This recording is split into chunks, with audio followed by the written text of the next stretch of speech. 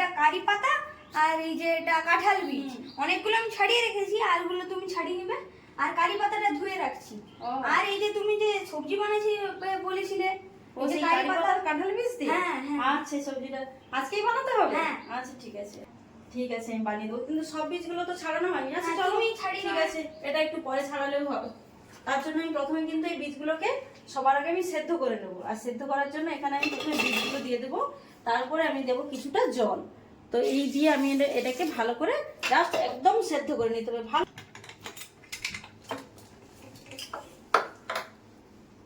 বীজের কোপ্তা কারি।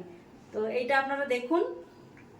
নমস্কার to my channel Tanu food James. তো আজকে আমি এখানে বানাচ্ছি কিন্তু এই কাঁঠালের বীজ দিয়ে, আর এখানে দিচ্ছি আমি কারি পাতা।